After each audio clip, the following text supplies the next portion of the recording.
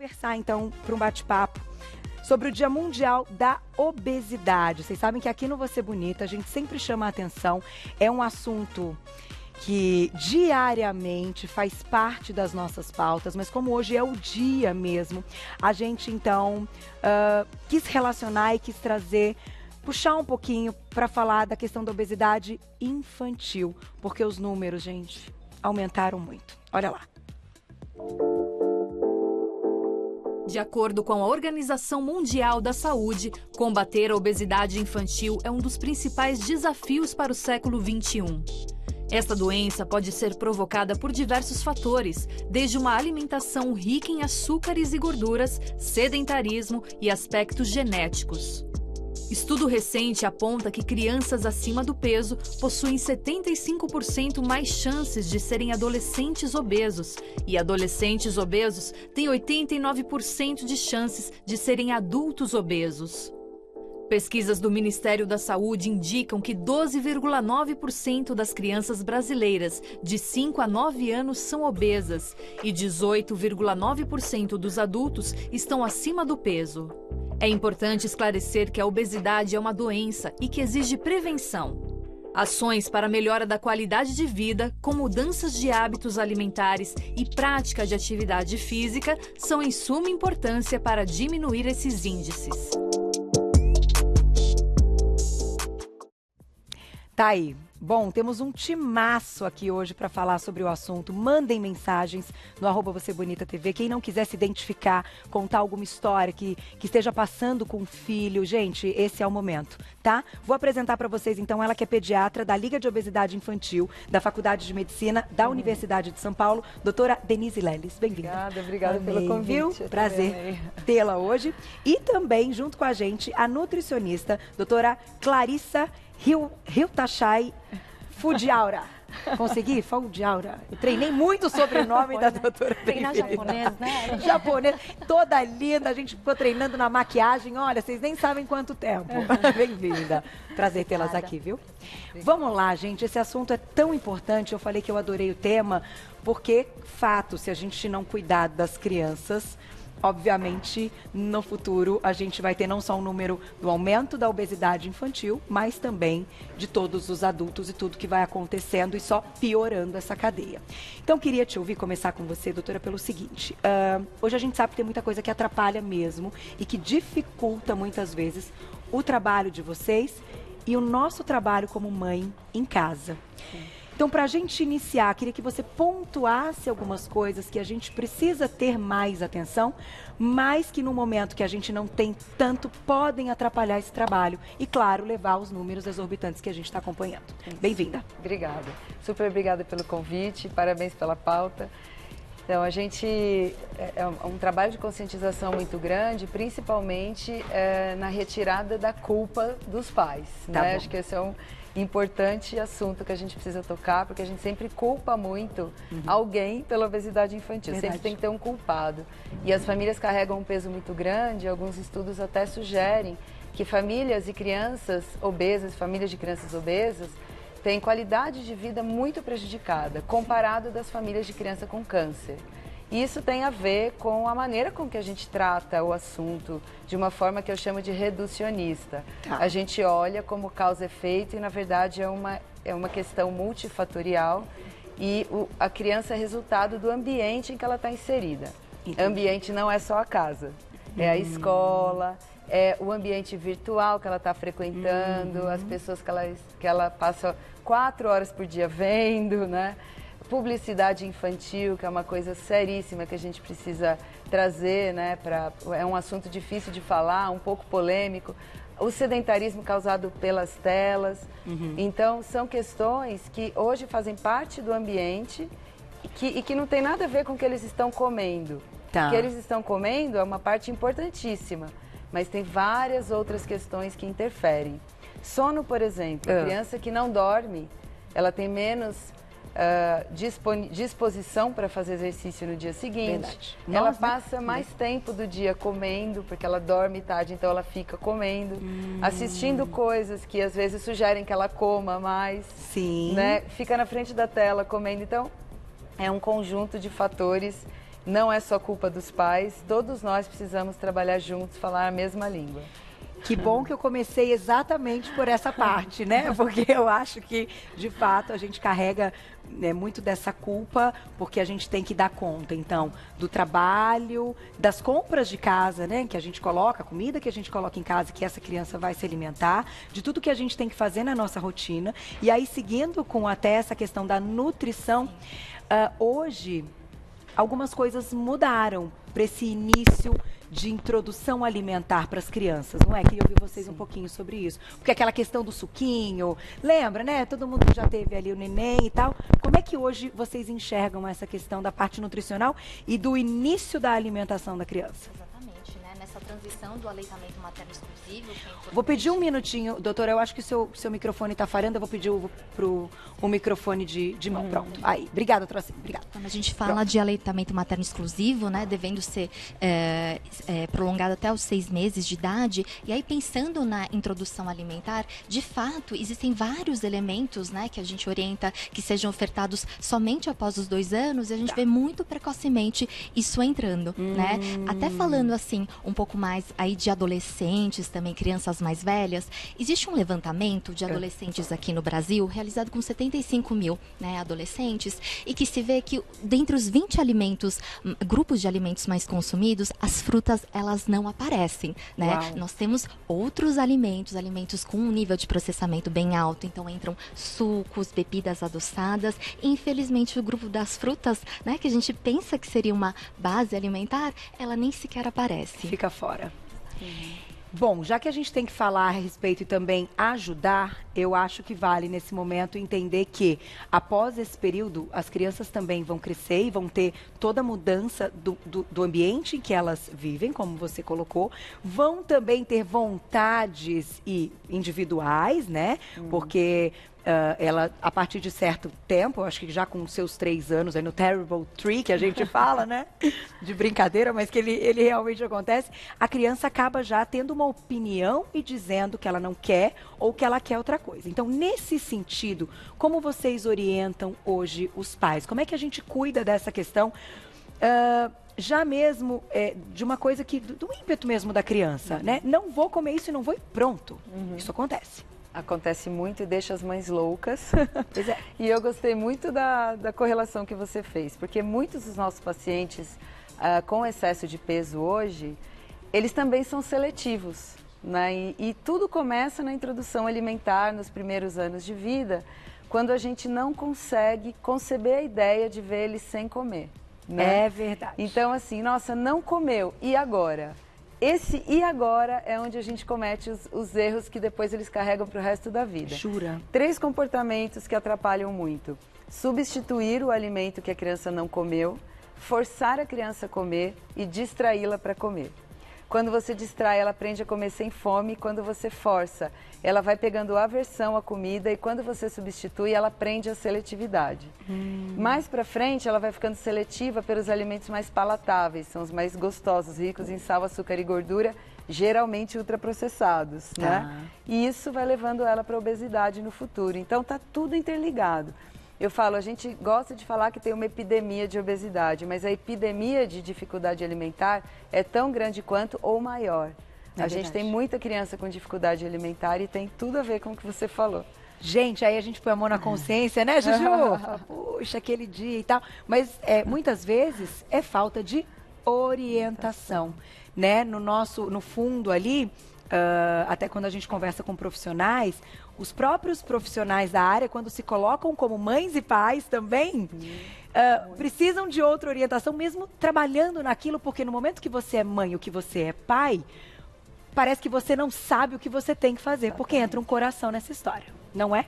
Então me conte, como é que a gente hoje conversa com essas mães que estão nos assistindo, que estão com esse problema em casa e que muitas vezes esse adolescente, que também é uma criança, né, ou já está ali na sua fase do 6, 7 anos, enfim, todo esse período que já tem ali o problema. Como é que a gente começa a mudança alimentar? Eu Eu acho que um ponto muito importante de ser enfatizado, principalmente quando a gente fala de mudança de estilo de vida e vai falar sobre alimentação, mudanças na alimentação, é ter um enfoque positivo nessa mudança. A gente costuma bater muito na tecla do que excluir e a gente tem que dar uma ênfase no que a gente pode incorporar nesse leque de alimentos. Legal. E a gente vai ver, talvez, né, alguns exemplos também de algumas mudanças que podem ser feitas, porque pequenas substituições na sua somatória, elas vão ter um impacto muito importante. Afinal, a alimentação, ela pode e ela deve ser prazerosa, né? A gente tem que ter uma atitude alimentar positiva, né? Então, a gente consegue encontrar alguns caminhos, né?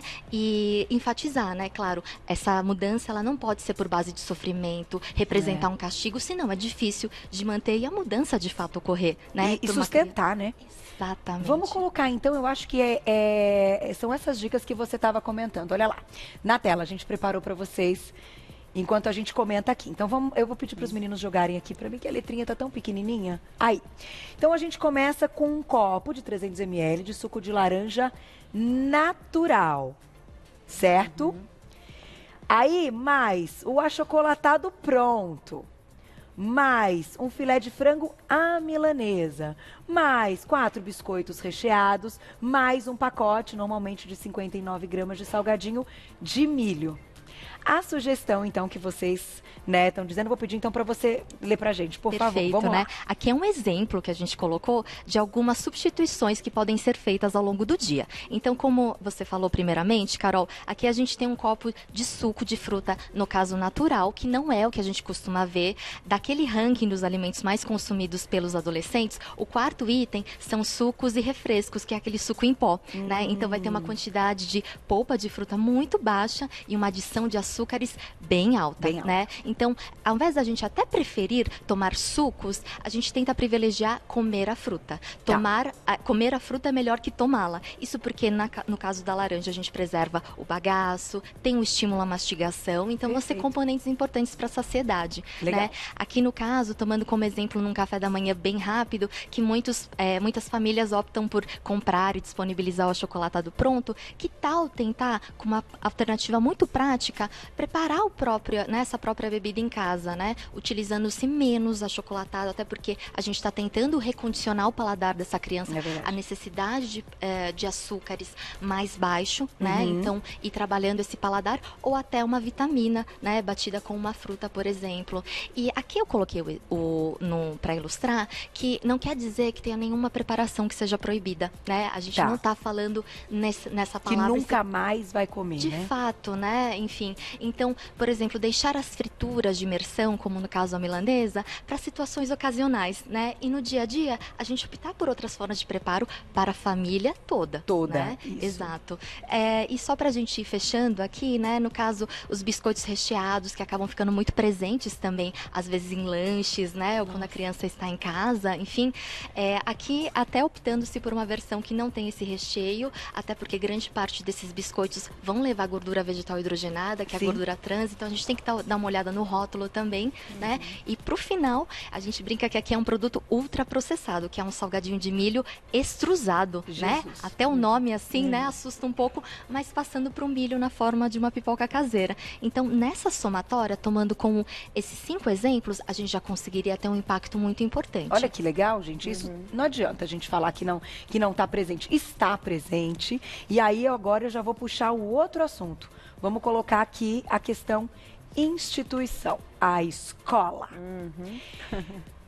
Vou te colocar uma situação, tá, doutora? E aí a gente vai desmembrar e daqui a pouquinho tem perguntinhas do público, né, mamães? E claro, vamos falar também da questão dos adultos. Tem muita gente que também já está em outra fase, que também precisa de orientações de vocês aqui. Então pode mandar no @VocêBonitaTV.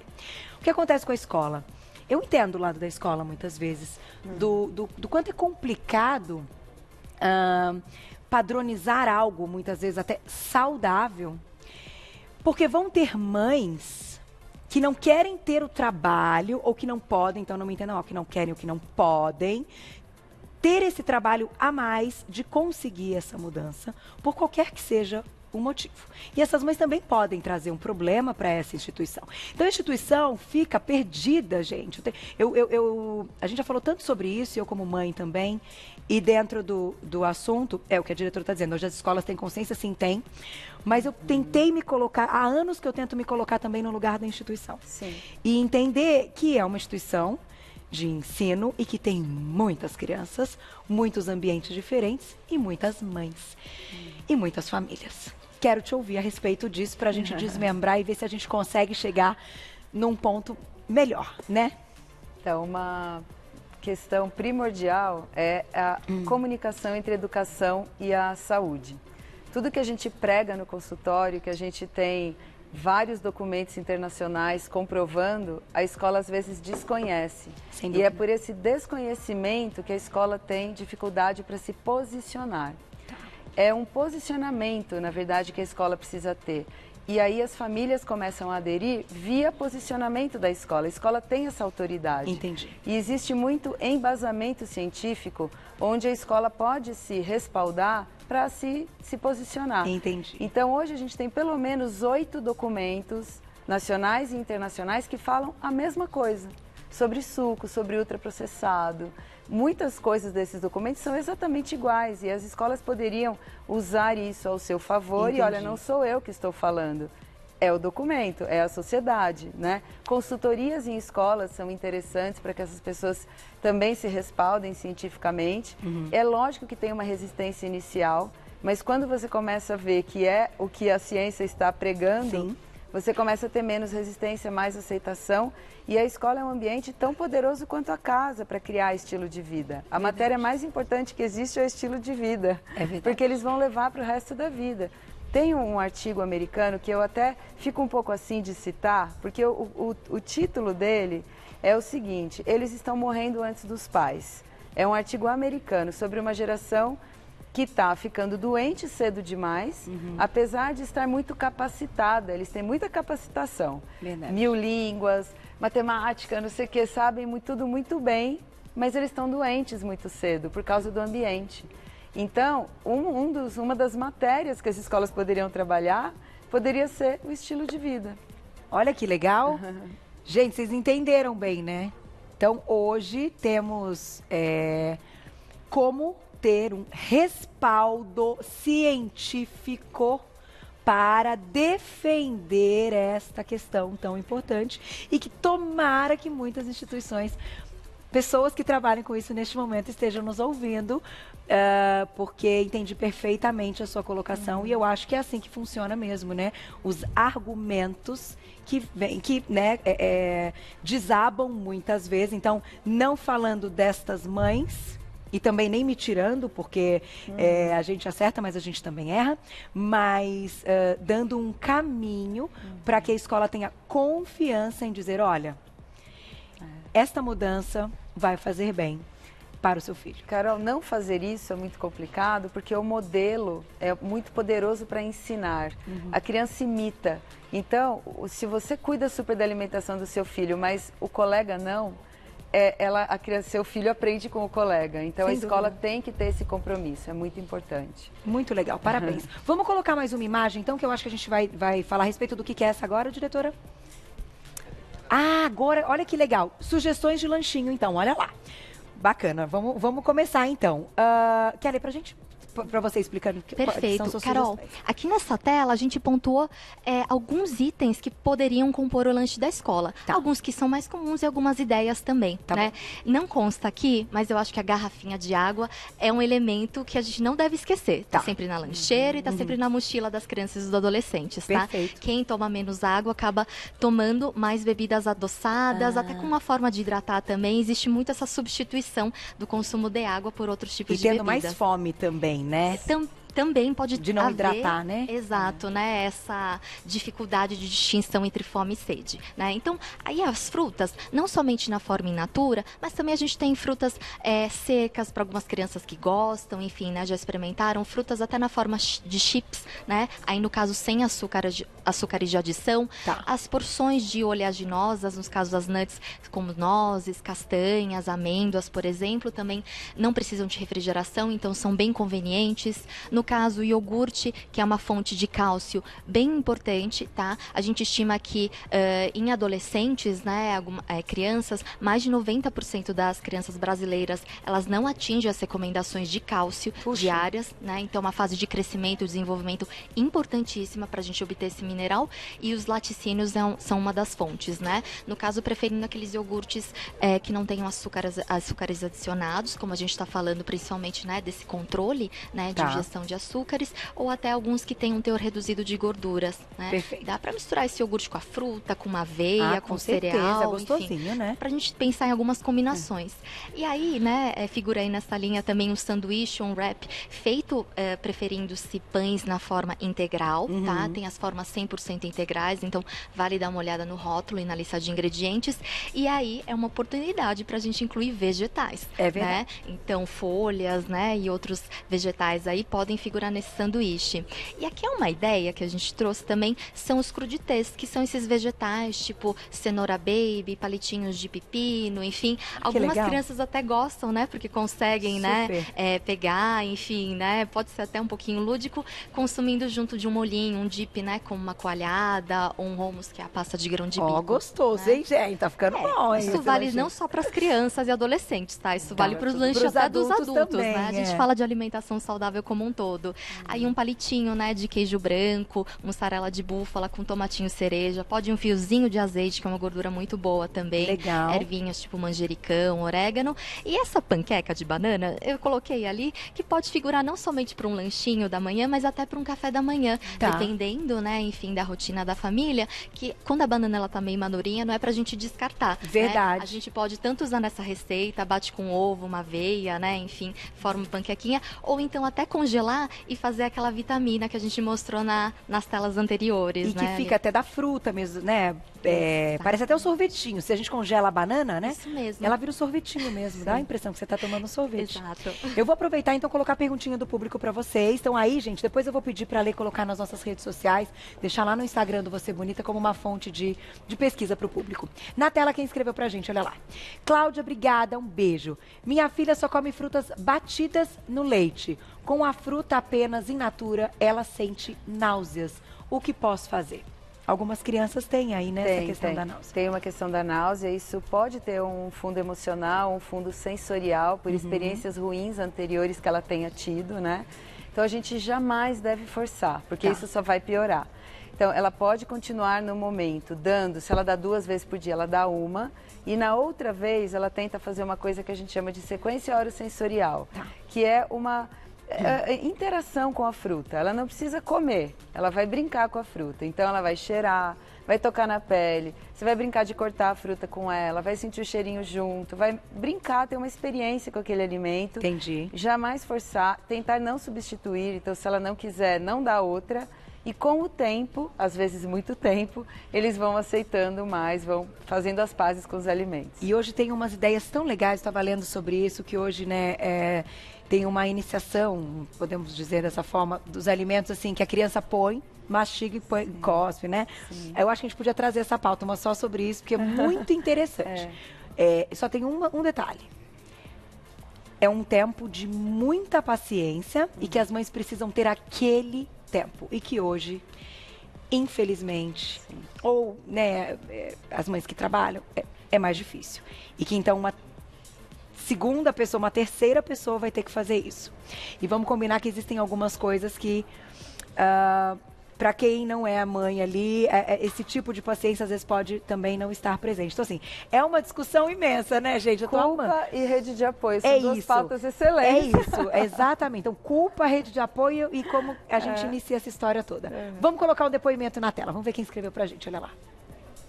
Obrigada, Rê, um beijo. Super tema. Sou chata com a alimentação do meu filho e algumas pessoas me criticam por não dar doces, refrigerantes, farinha branca, enfim, tudo que não é bacana nem para os adultos. Rê, um beijo para você. Depois vocês podem, né, comentar. Eu vou te dizer só uma coisa.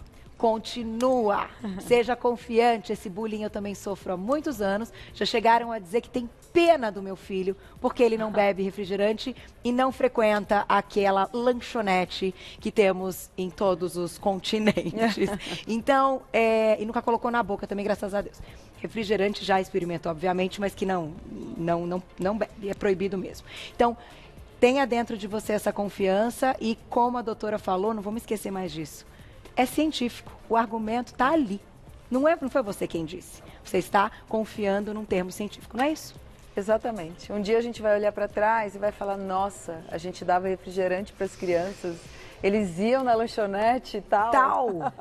Então, assim, isso, seja chata, somos chatas, né?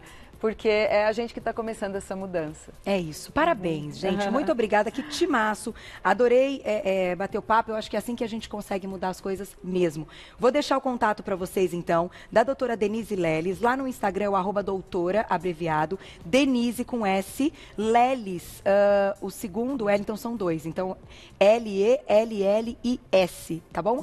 @doutora Denise Leles, tudo junto. Tem seu site, doutoradenizileles.com.br. E da doutora Clarissa, eu vou soletrar www.clarissa, então, sobrenome FUJIWARA.com.br, que a pronúncia seria Fujiwara. Gente, obrigada, eu amei, viu? Agradece. Espalhem, compartilhem aí nas redes sociais, que vai chegar para muita gente esse assunto. Um beijo e até a próxima.